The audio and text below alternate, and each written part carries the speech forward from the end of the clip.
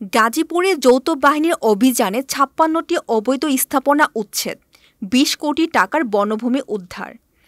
Report Shahjalal Bhuiyan উজ্জ্বল।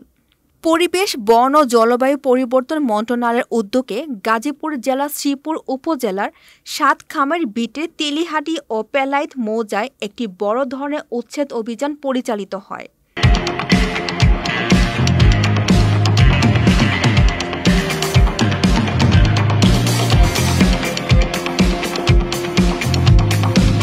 গতকাল শনিবার শ্রীপুর উপজেলা প্রশাসন, সেনাবাহিনী, র্যাব, বিজিবি, ঢাকা বন বিভাগ ও পুলিশের যৌথ অভিযানে সদ্য নির্মিত ৫৬টি অবৈধ স্থাপনা উচ্ছেদ করা হয়।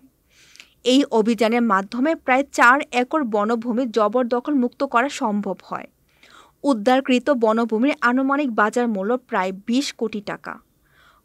বনভূমি, বন্যপ্রাণী ও জীববৈচিত্র্য রক্ষার স্বার্থে বন অপরাধ ও জবরদখল প্রতিরোধে এই ধরনের যৌথ অভিযান চলমান থাকবে।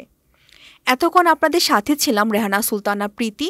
পরবর্তী নিউজ আপডেট পেতে চোখ রাখুন news24bd.net এর ফেসবুক পেজ এবং ইউটিউব চ্যানেলে। ধন্যবাদ।